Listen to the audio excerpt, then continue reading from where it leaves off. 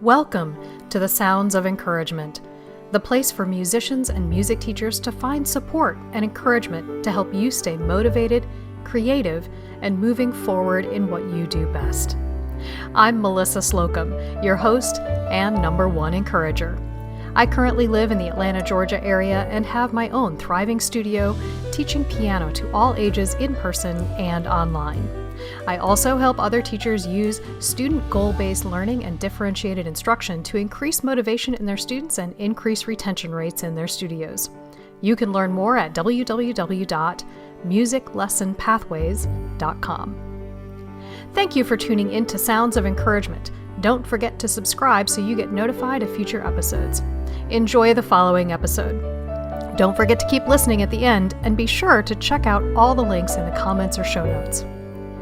As always, I'm here for you, so you can be there for those who need you the most. Reach out to me at soundofencouragement@gmail.com and let me know how I can better support and encourage you. Aaron Johnson Levy, a native of Cleveland, Ohio, has acted on stage nearly his entire life, from playing Tom Sawyer in first grade to the criminologist in the Claremont College's production of the Rocky Horror Show. He started a professional acting career in Israel after playing the role of Tom Collins in the country's first production of Rent. In 2010, he returned to the United States to enter a doctoral program in communication. In 2017, he resumed his acting career in LA and was soon cast in the hilarious feature film, Hey, Mr. Postman. As an actor, writer, and producer, Aaron is currently the creator, one of the executive producers, and a host on FoxSoul's new hit show called The House. Phylicias Slocum is a senior in high school in northern Georgia. She has been dancing in a local ballet company for 10 years and most recently played the role of Sugar Plum Fairy in Tchaikovsky's Nutcracker. She is also an artist and a member of her school's National Arts Honor Society, as well as an avid reader with a passion for music. She is autistic and a member of the LGBTQIA+ community. In the future, she hopes to use her knowledge, art, and experiences to help advocate for mental health, human rights, and to help create a better world for everyone. Hi everyone, it's Melissa here. I never do an introduction to a podcast episode, but this particular episode happens to be special for 2 reasons. So I'm doing an introduction because, first of all, this episode is special because it's the 1-year anniversary of Sounds of Encouragement.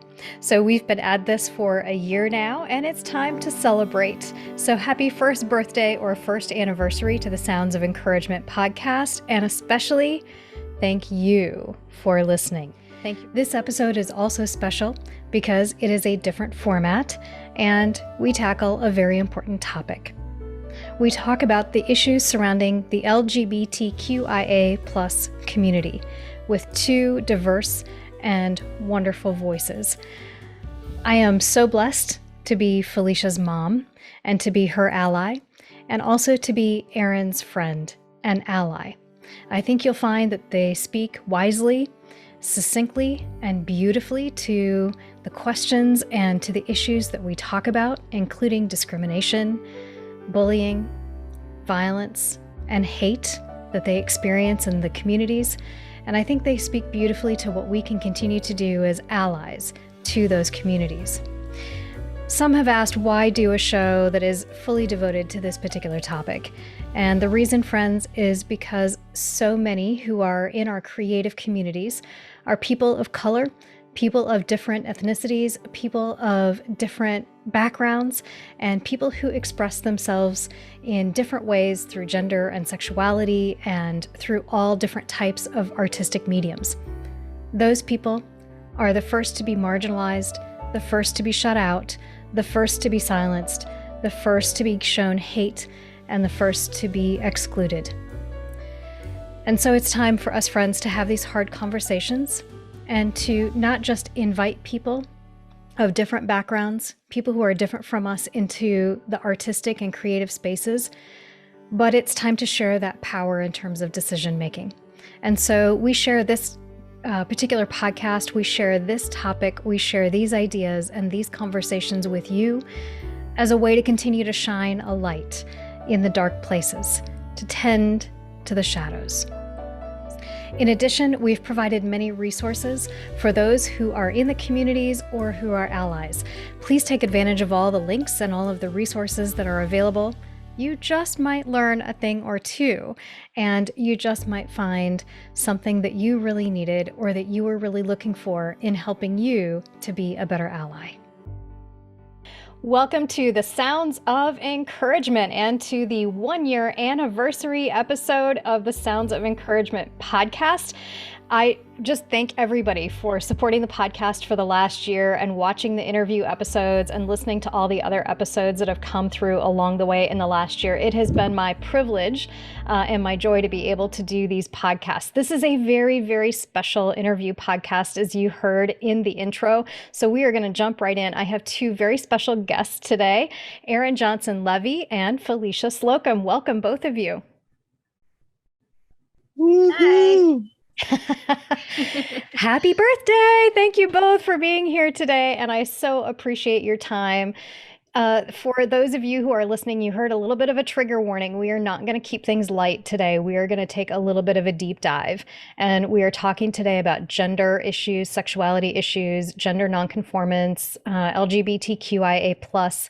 And can we just start off? Can you both help us out here with identifying all the letters and some of the terms that are used in the different communities? Because I think we all need to get clear, because I think some people are just confused by letters and confused by terms. And it's like, wait, what did they say? And what is that? And I've even done that too. Like I had said the other day, I forgot what I was in the letter list. And so if somebody can just jump in and define letters. I would like to hear Phylicia's definition, because I come from an older generation and I wonder if there's been a change. Yeah. Okay, great. Yeah, sure. LGBTQIA+ usually is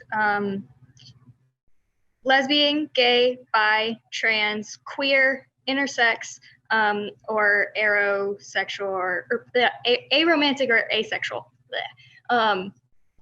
But the plus also includes any other identity that falls within the community.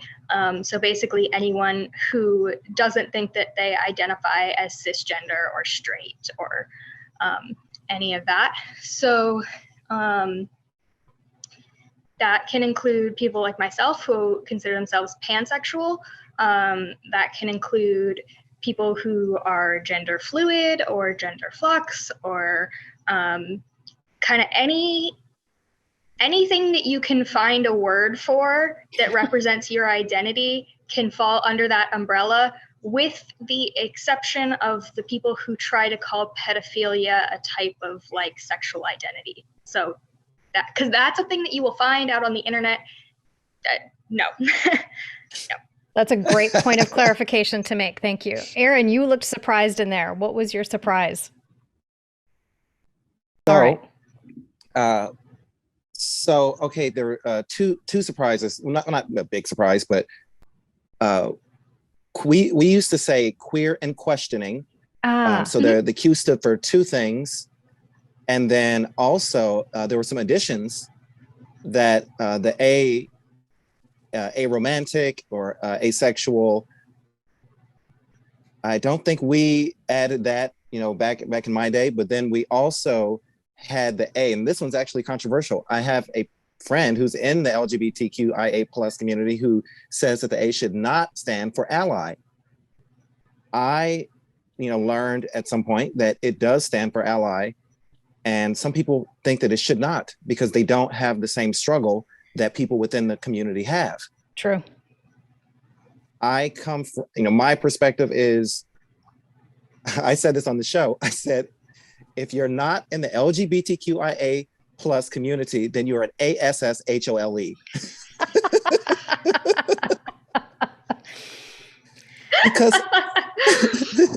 because of the A, the ally. I love the ally being in there, because that means if you can't even call yourself an ally, then you're basically saying, I'm a jerk. I'm against people for no good reason. Yeah. So, well, but basically That's true. we agree on the letters. And there are some other things. Can someone define pansexual? Yeah, sure. So for me, personally, I have usually experienced the term as meaning that someone who identifies as pansexual can be or is attracted to people of all genders, and that gender is not a defining factor in that attraction, which is an important distinction to make, because there's also another word out there. There's lots of words that's called omnisexual, which refers to an attraction to all genders, but oftentimes people who identify as omnisexual will experience a preference of gender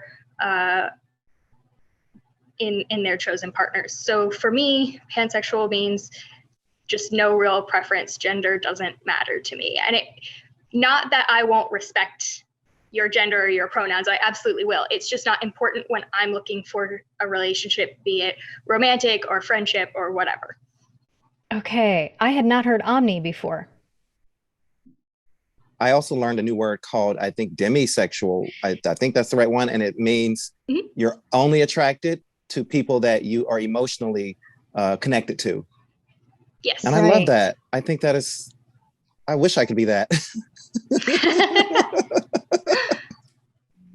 And I love that we are learning new language and new words and able to put language to what people are identifying as and going through, because 30, 40 years ago, we didn't have very many terms.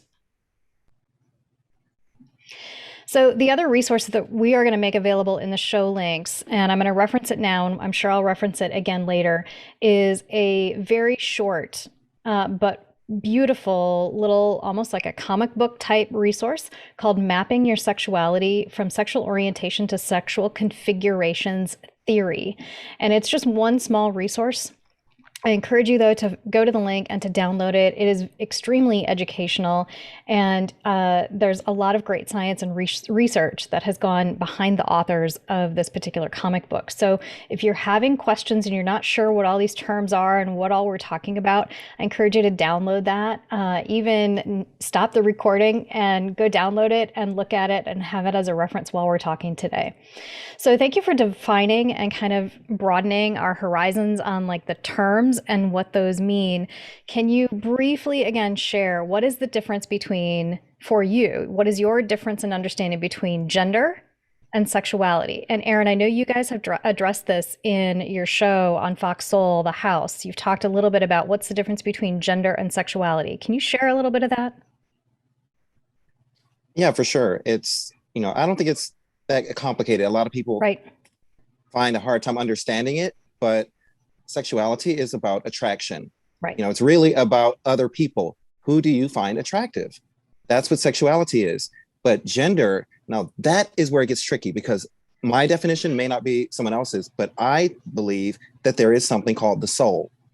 And I believe there's something that is a fundamental nature of the soul that can lean whether towards things that are masculine or things that are feminine, or both. It's kind of like, it's like if your soul had a name, what is the name of your soul? To me, that is what gender is. It is, do you have a male soul? Do you have a female soul? I believe that my soul is both male and female. And we see that in the natural world. Yeah. There are people that are born with traits that are both feminine and masculine. And they may be rare, but it happens. And so I think that same phenomenon can happen in the soul. Right. And I've never felt that I should be what people told me that I should be because of my male body. Right. I always identified with the female characters in cartoons. I wanted to be them, when my cousin and I would play and oh, I'm Leonardo from the Teenage Mutant Ninja Turtles. Right. I want it to be April, or another one was Thundercats. He wanted to be, I can't remember the names, one Panther or whatever the Thundercats were. I was always Chitara. That's awesome. I was so young. I was so young. I was a kid. What could explain that? Mm-hmm. And so there was just something inside of me that related to females in a way that maybe a lot of people didn't experience. Yeah. And so that's why I sometimes say that I'm half transgender, because I also related to the boys as well. Okay. And I did not feel like I was in the wrong body, but I had this other side of me that when I expressed it, I was persecuted because I shouldn't act like that. I shouldn't walk like that. I shouldn't talk like that. I shouldn't play with the things I was playing with. Right. Right. We'll talk more about that in a second. Yeah. Thank you for sharing that. Felicia, you're nodding big time. Like you're identifying with all of this. What's your experience? How do you share? Yeah. So I think I agree pretty much completely with everything that you've just said. With the small exception that I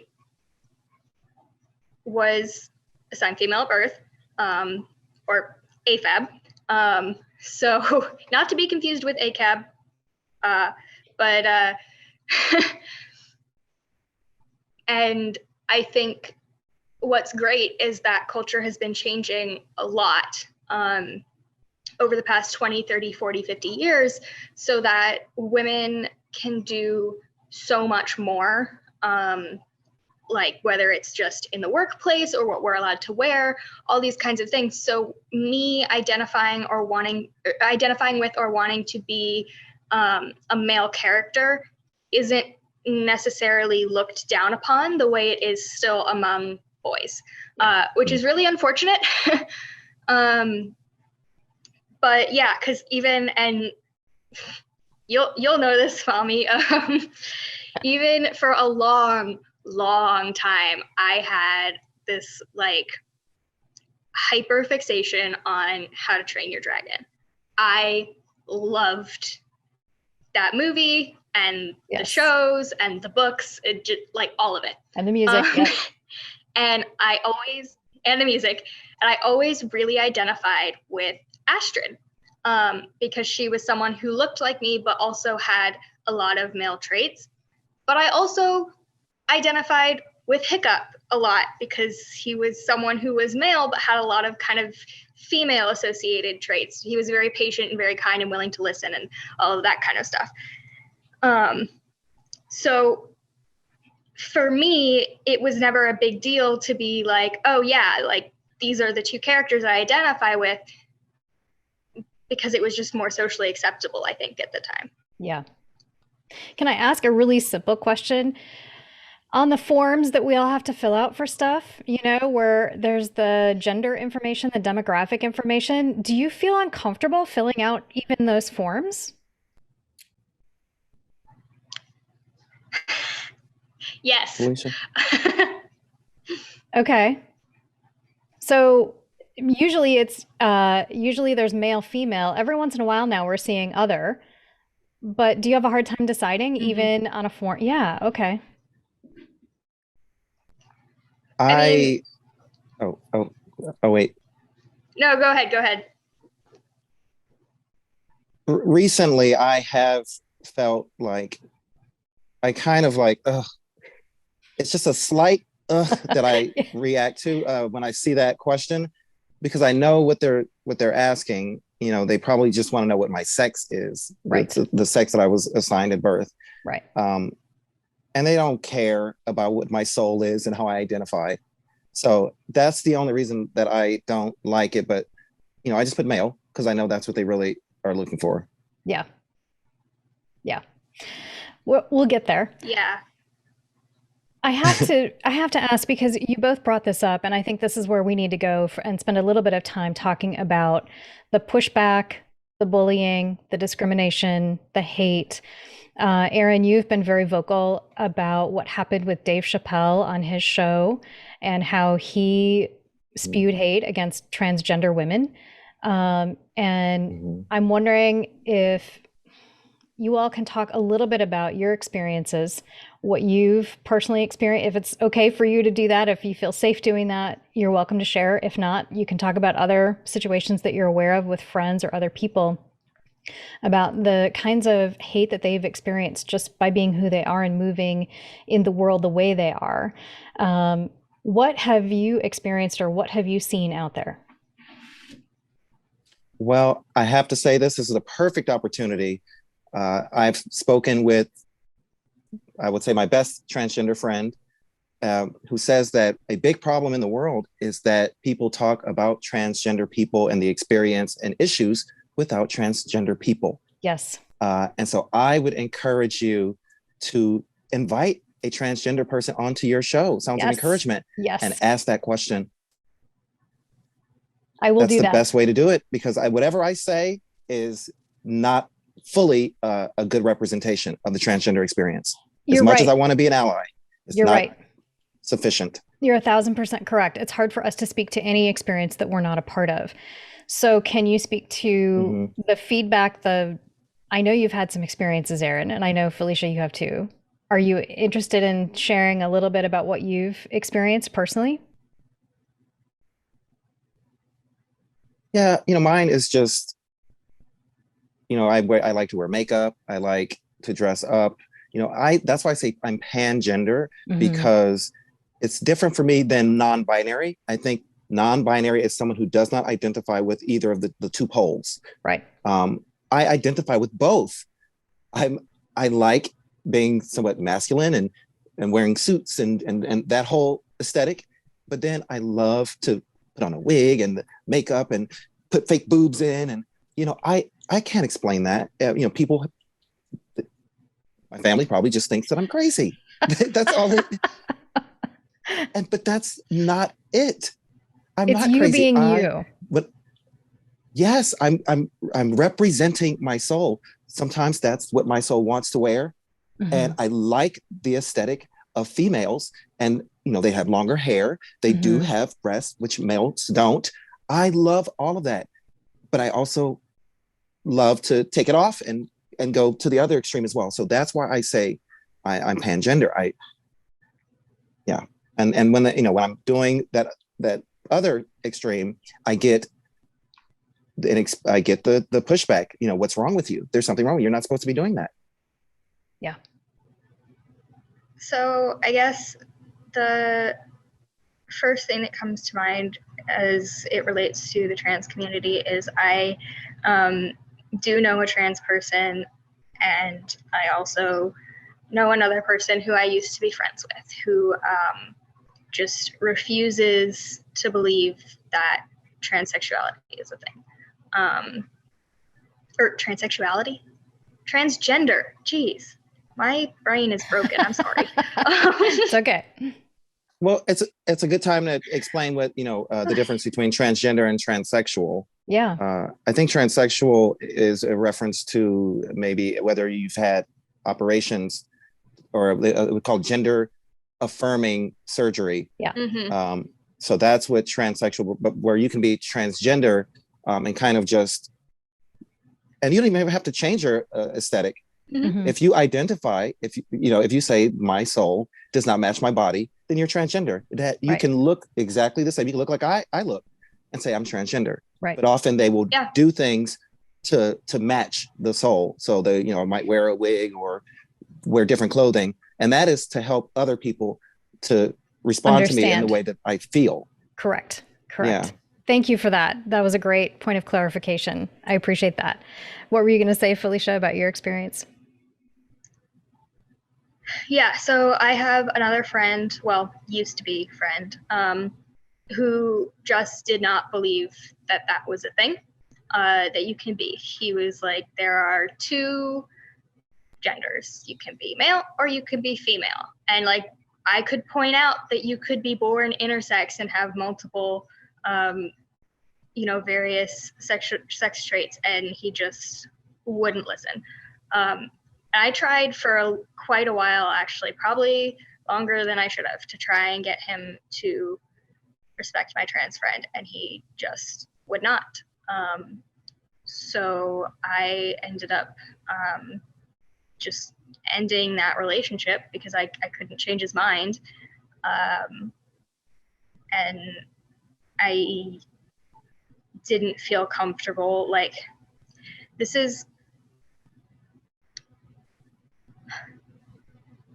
I'm okay having agreements with friends.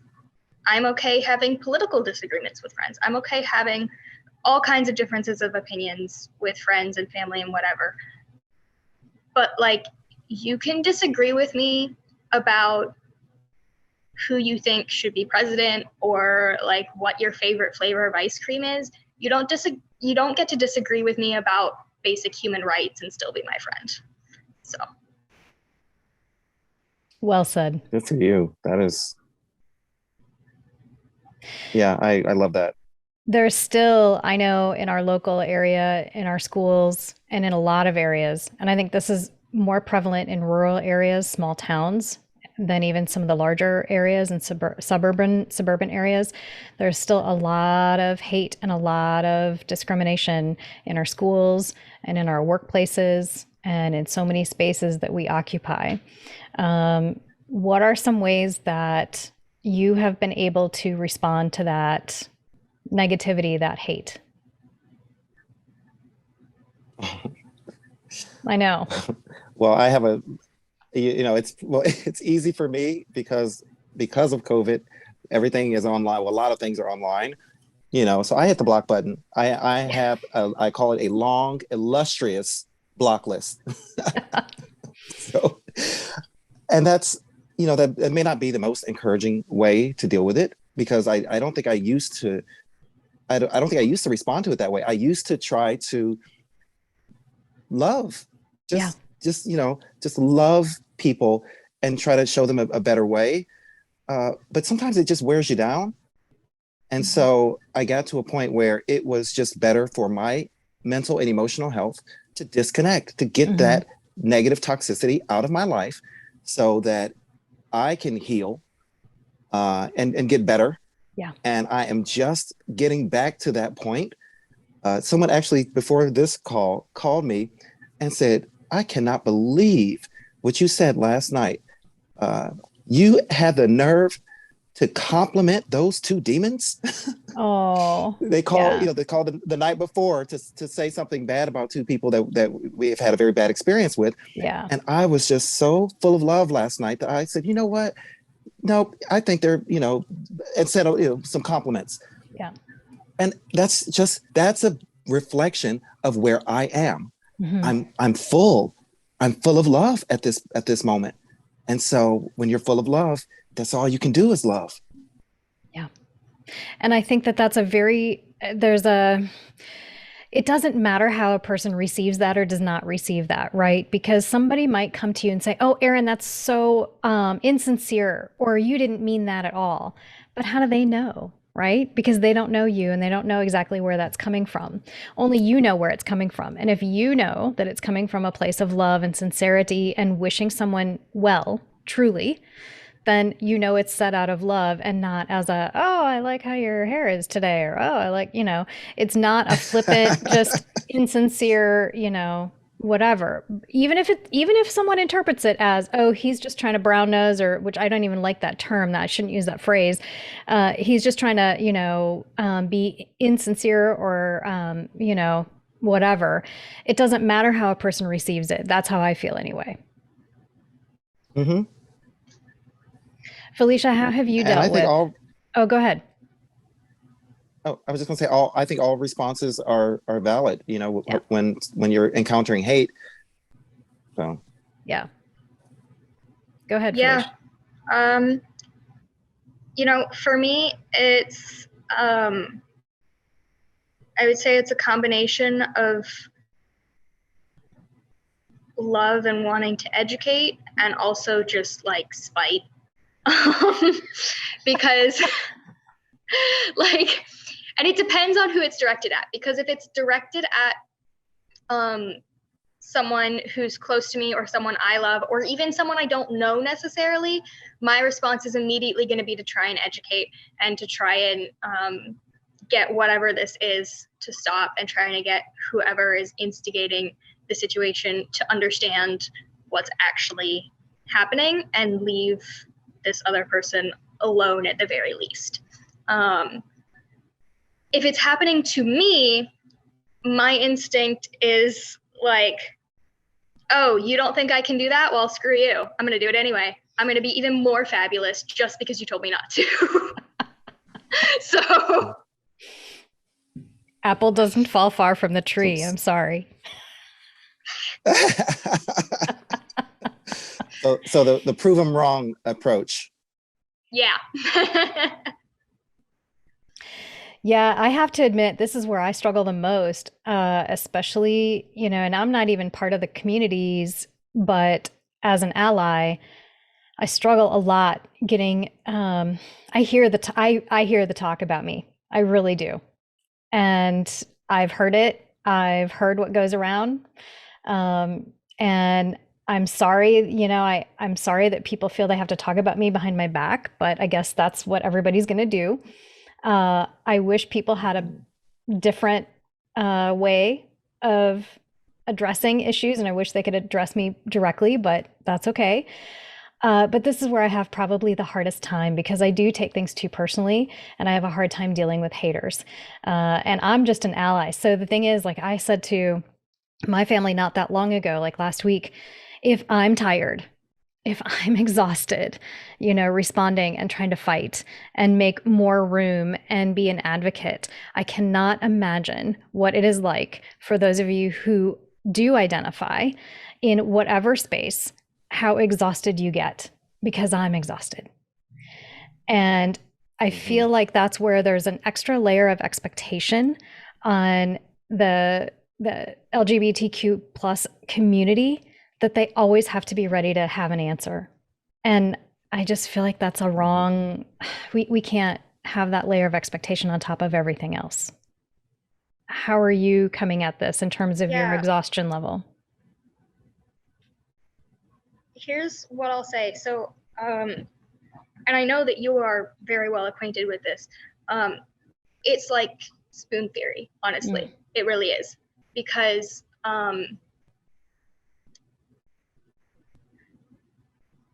some days you really don't have the energy to deal with it. Some days you don't have the energy to try and have that kind of difficult conversation with someone who is unwilling, or someone who maybe is willing but is starting out from a place of just like hatred towards you.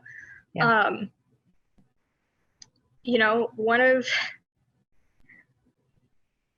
One of the most draining conversations I've ever had, I barely had to say anything.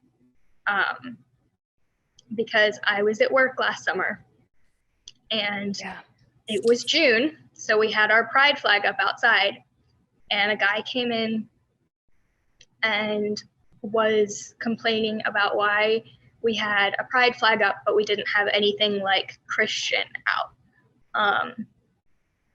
He was like, why? I believe that that's a choice. So like, why would you support that, but then not support something that's not a choice, like religion? And like, first of all, religion is a choice, but moving on. Right. Like, I just had to stand there behind the counter and just kind of like nod and move on, because I didn't have the energy to try and fight for myself or anyone else just then. I was tired enough as it was. It had been a long day. I had an hour or two left to go in my shift. And so I just like got through that, and then I went in the back and cried. Because I think that was the first time that I had ever had someone invalidate me so thoroughly to my face. So, but at that point in time, I just didn't have the spoons to deal with it. So I didn't do anything. And that's probably hard. The best response. Yeah, go ahead, Aaron. The disconnecting is very important. I recently said that or just found, just pondering myself, I feel great. I feel great. In the past couple of days, I had a therapy session, and that helped.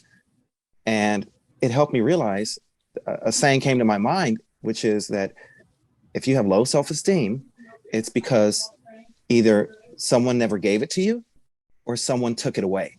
Yeah. And that comes from other people. Esteem, how you feel, your self-worth, someone has to give that to you. Otherwise, it doesn't miraculously appear. It's like a gift. Mm-hmm. And so I was pouring compliments into a person yesterday, and I realized, oh, I'm giving esteem. That's what I'm doing. I'm giving that gift away. Why? Because I have an abundance of it in this moment. And there are people that don't have it. And what they do is they think that by taking it from people, it's going to enhance theirs. It doesn't. All it does is lowers the other person's, and that person, they're not receiving self-esteem by taking someone else's away. Right. It's like you grab it and then it disappears out of your hand. Yeah. So you don't get anything in return. So I say that, well, how do you, so I said that this is the ABCs before my battery goes out. Yes.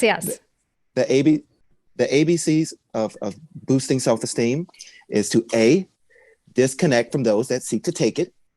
That's step one. And then B is get around those who are going to give you some esteem. Yes. And if you cannot do either of those two things, then C, get to a mirror and start to tell yourself the things that you need to hear to be the person that you want to be. Some people call them affirmations, morning affirmations. Get in that mirror and say, you are beautiful. You are smart. You are kind. You are strong. You are successful. All of the things that you want to be, you've got to start telling yourself, because self-esteem is a gift. Absolutely. Yeah, a quick thought that popped into my head was just as much as you have to receive esteem from other people, and as much as you should be giving esteem to other people, it's also keep in mind that gifts aren't always necessarily accepted. And especially with people who have been torn down and had so much taken away from them already, and are so used to what little they have being taken away from them. A lot of times the default is to just refuse to hear anything good about themselves from anyone, or even if they'll hear it, they refuse to believe it because someone else is just going to try and disprove it later. Wow. So obviously always share as much love as you can with people, but it can be a really long and hard process to try and help someone truly get to a point where they can accept that. Such a profound insight. And can I just say, that's what I love about the fact that you're both so open about sharing, not only what you're going through, but your journey, and working with therapists. I'm not currently in counseling. I've been in and out of counseling all my life, but I just got Brene Brown's Atlas of the Heart, just came in. And honestly, guys, this is where I'm at. If we're not doing the work here, and here and connecting and having these hard conversations, then I can't be a part, right, of whatever you have going on if you're not doing the hard work. And when I see you, Aaron, doing the hard work and having the hard conversations, not only just dialogue within your friend circle, but my gosh, on national television, right? Having these hard conversations. And, Phyllicia, and I see you out in your world at work and at school and with all your other activities and dealing with the hard questions and the hard conversations. And you're both doing the hard work here. And I know you're both doing the hard work, and I'm trying to catch up and I'm trying to do the hard work too. I feel like that's part of what is rewarding, but also exhausting about what we go through. And yet I wouldn't trade it for anything. And so my invitation to everyone is look up those resources, look up those links, and please lean in and do the hard work along with us. Because here's what I will tell you, as an ally, I still get hate just by being an ally. Just by speaking and just doing this show, I'm gonna lose listeners just for doing this. And you know what? It's okay. That's the reality. But I would rather lean in and do the hard things and have the hard conversations than not, because I feel like, and this is what you were both talking about, sometimes you have to retreat to that community that understands you in order to be refilled and lifted up, right?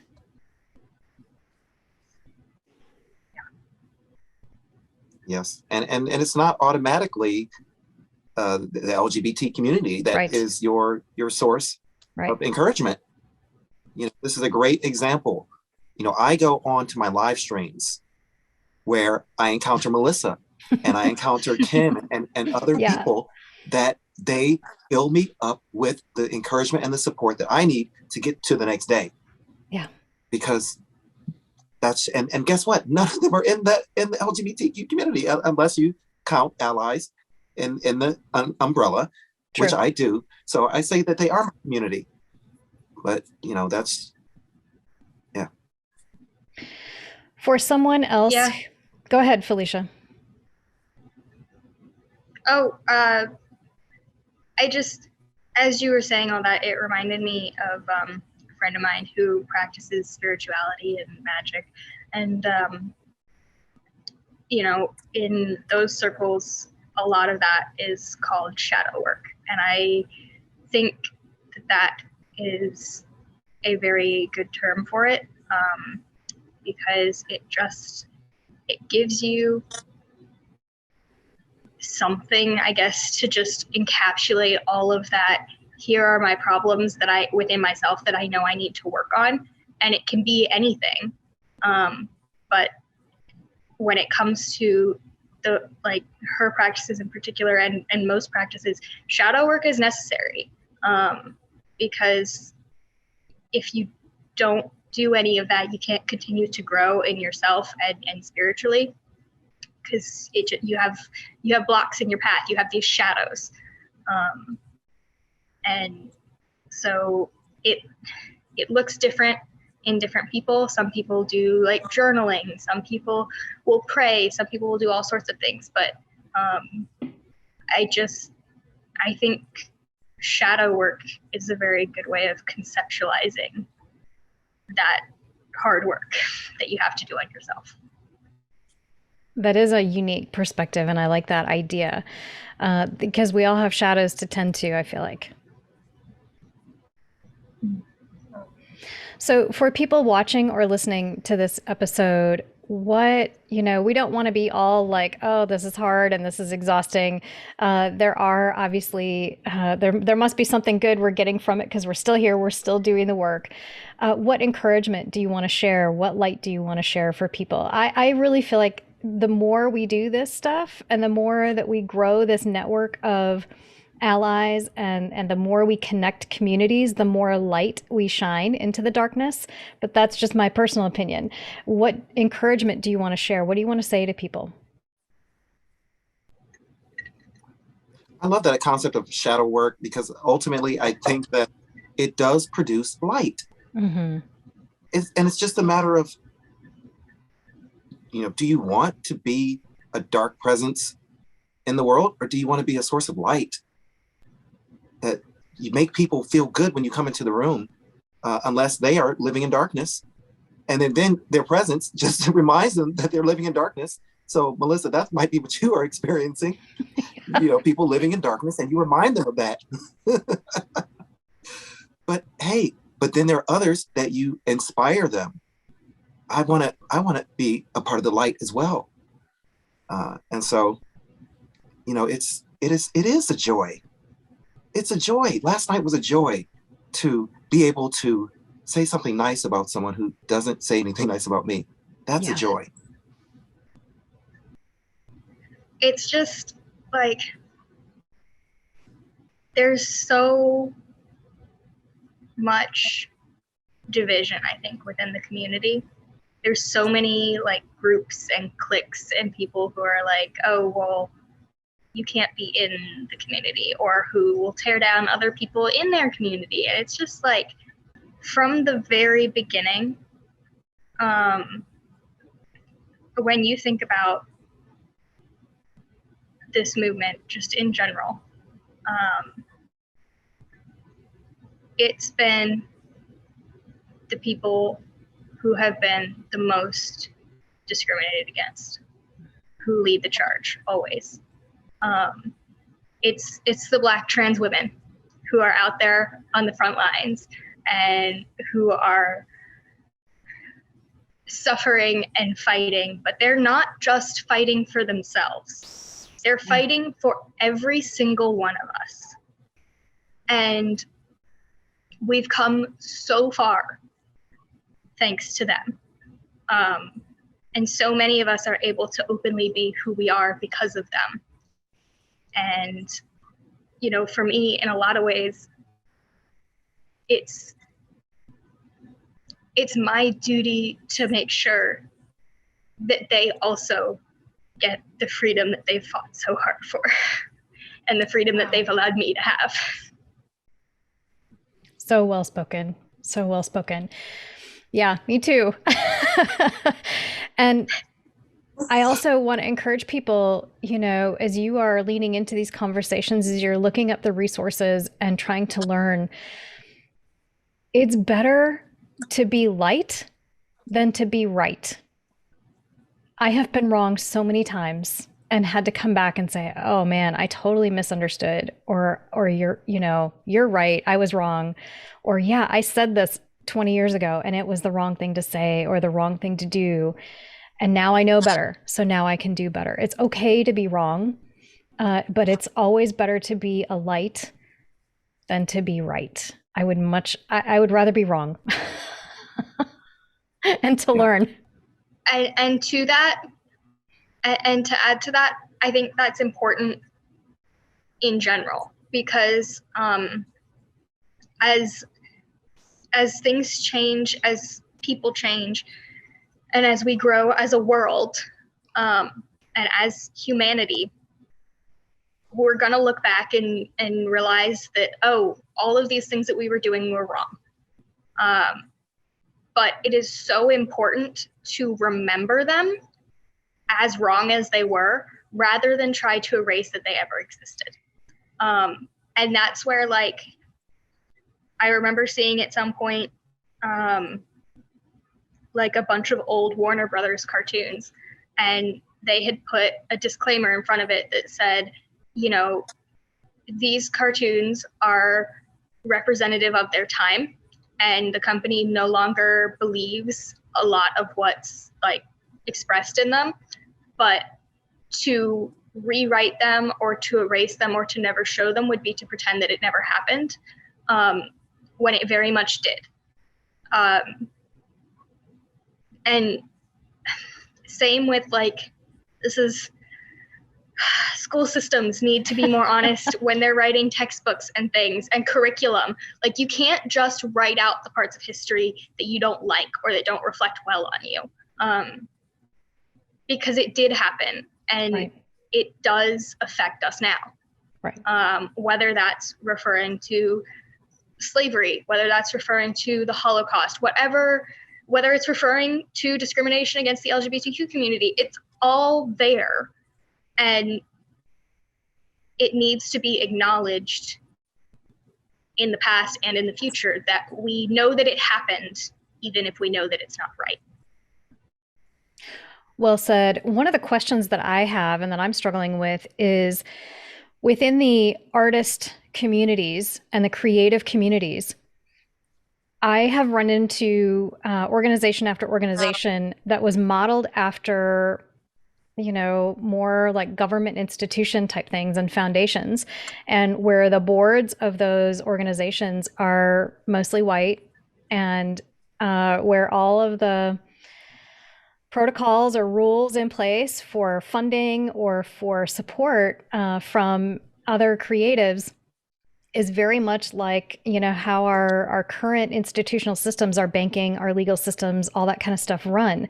And a lot of those systems, quite honestly, I think are also outdated and initially have bias against anyone who is non-white and non-gender conforming.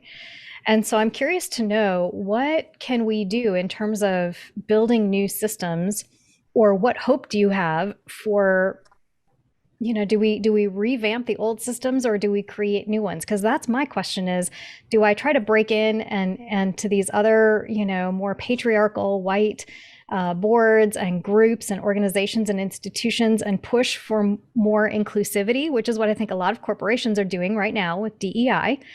Or do we just start fresh? What do we do? Any thoughts? Yeah.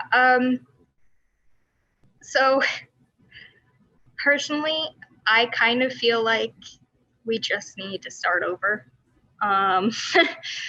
Because when you read about, like, especially in this particular country, when you read about our history and how we came to be, one of the big phrases that sticks with me is by the people for the people. But it's not. It was by white men for white men.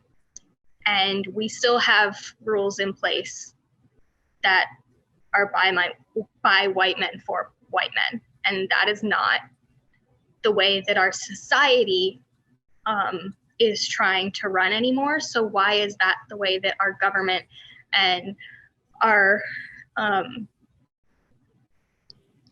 we're trying to work within the bounds of rules that almost no longer apply, as opposed to just rewriting them, I guess.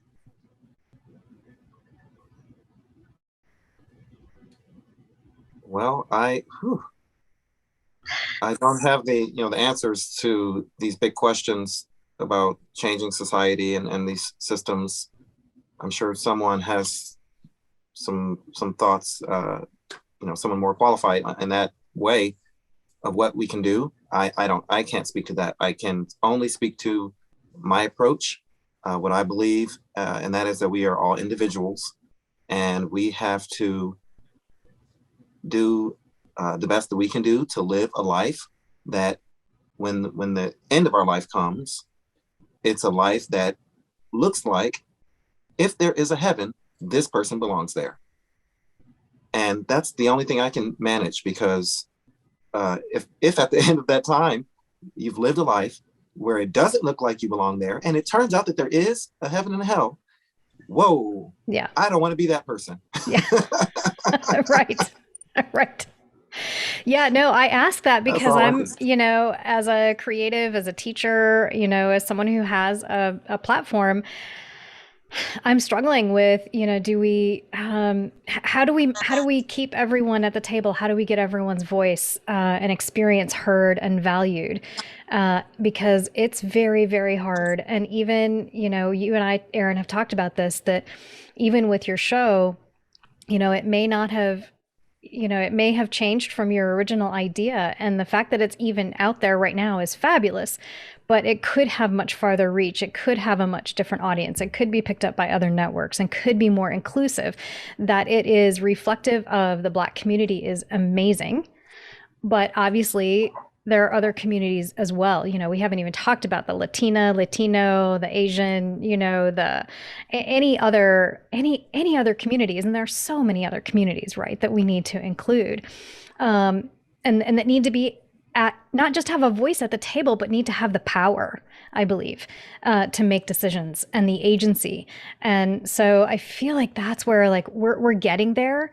But wow, it's a battle. It's a battle every step of the way. And I'm quite. That's where my question comes from. Do we just scrap it and say, forget it, we'll just start over? Or do we just keep pushing? And I think creatives have always pushed the boundaries. And I think, like you were mentioning earlier, Phyllicia, we owe a huge debt to our Black trans community because they just keep pushing.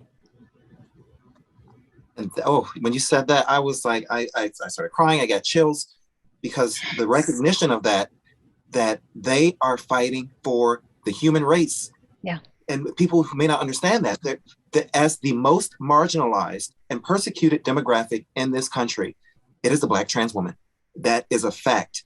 And what they teach us is that nothing is going to stop me from being me. I mean, they go through hell from morning to night. Now, most people would just say, okay, let me get in the box. And they're like, I'm not going to get in the box. And they show everybody, guess what? You don't either. Yeah. Whew. Let me ask a question though. So what can we do as allies? I'm not in that community. What can I do? What more can I do? We can have this conversation, right? And we can say, yeah, I'm an ally. But that's sort of like, okay, words are great, but what more can we do?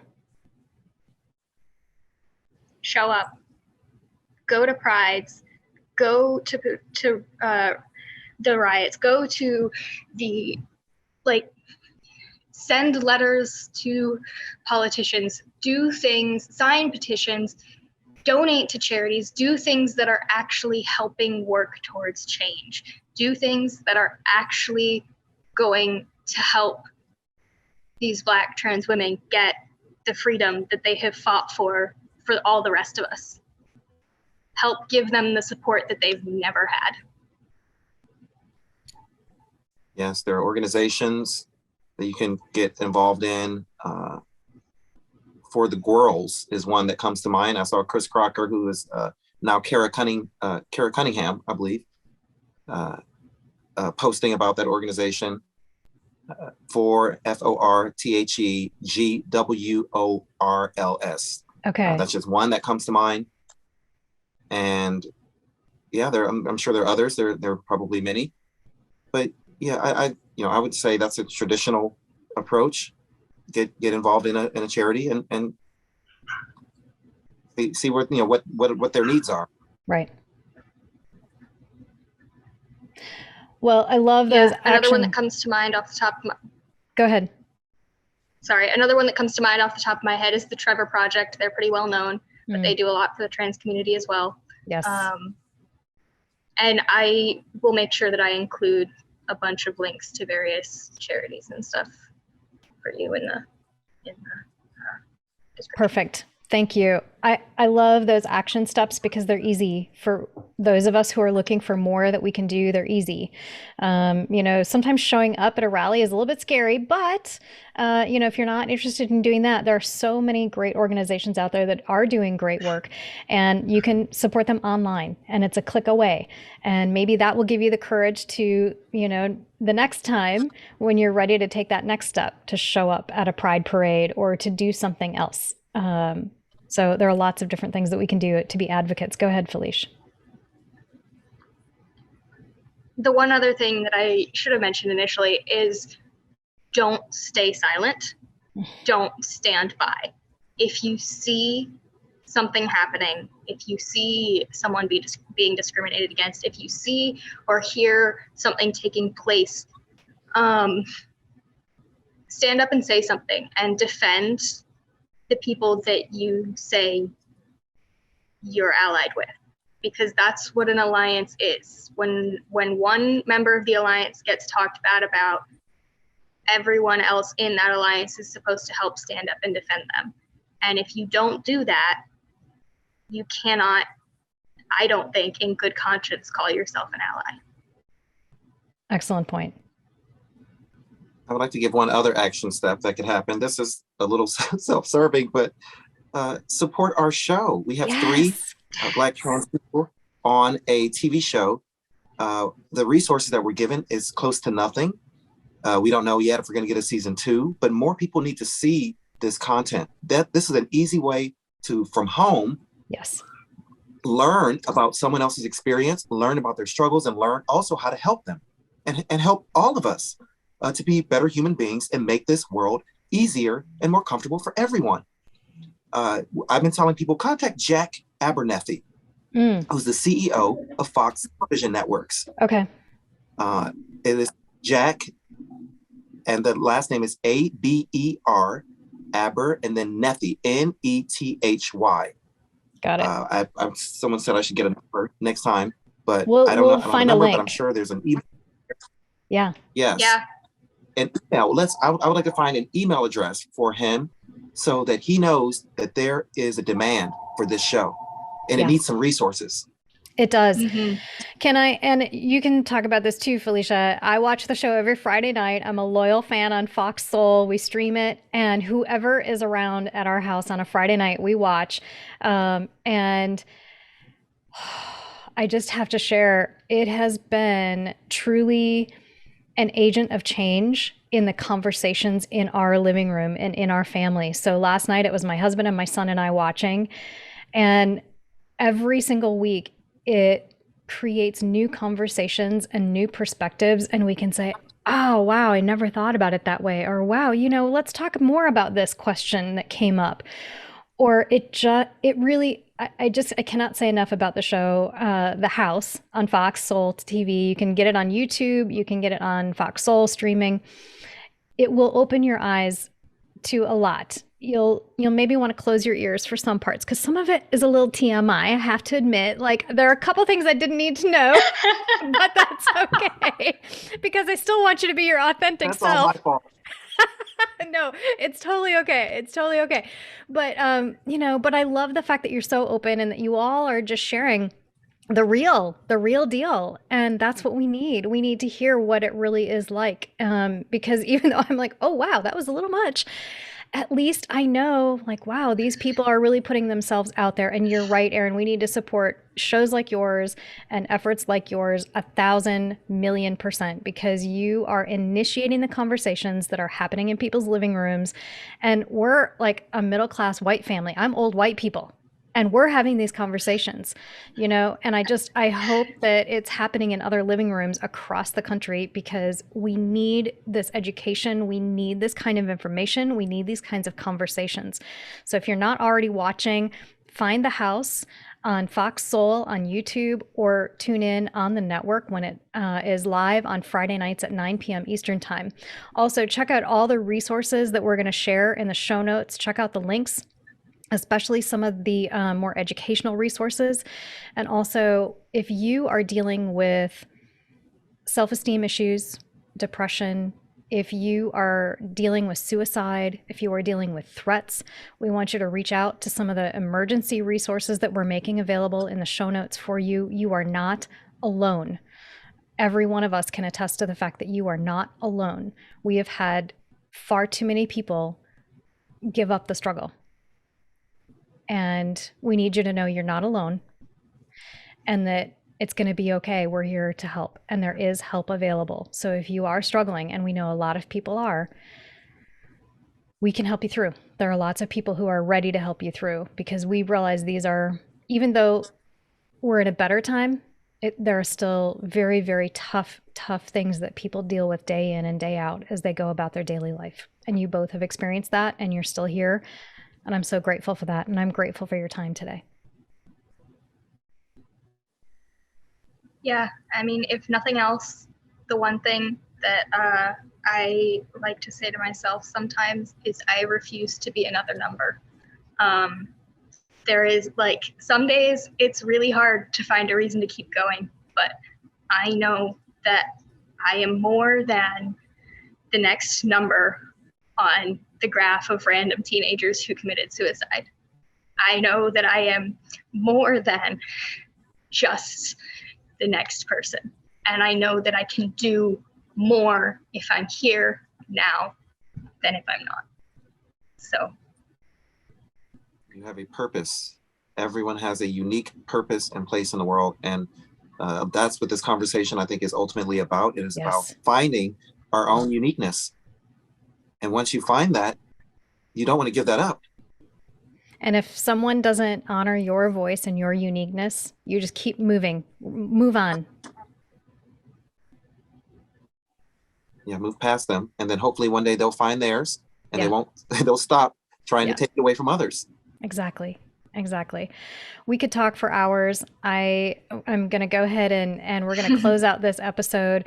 Thank you both so much for your time, for your wisdom, for your authenticity, and for sharing what's, in your heart, what's in your head, and what your thoughts are about all these different issues. There are so many different things to unpack, but thank you for giving us just a brief overview in this hour or so of what gender and sexuality and all the different isms have, what all that has meant in your life to this point. Thank you for sharing your journey with us. Is there anything else that you would like to share before we go? Just that I also have put together a bunch of links and resources of places that you can go to continue to educate yourself and to continue to learn more and to find out, whether it's because you're questioning or because you want to be an ally, places that you can go to learn more, people that you can talk to and learn more from, whether it's more language or just what can I do. Great. I think I just want to say that I'm the reason that there are the TMI moments on the show. And it's totally okay. You're not the only one. The reason is I wanted people to learn, not necessarily as me telling them what to do, but by showing them sometimes what not to do. Yeah. And so to learn from my mistakes, I put myself completely out there, the good, the bad, the ugly, for that reason alone. You sometimes don't want to follow my path, do things differently. And also sometimes I watch and I understand that I was operating from a place of low self-esteem. Sure. And I now know that. So I've grown. And so I've learned. I'm the person that I'm trying to help. Right. I'm looking at this, I'm like, oh, that's not good. I don't want to be that person. So, and I think that's what makes great art is, when people talk about authors and what book to write, the advice is always write the book you need to read. And I think the same is true in all forms of art. Create the art that you need in your life. And that's what you're doing. Yes. All right. Yes. Well, again, thank you both for everything that you have shared, and thank you for your journey.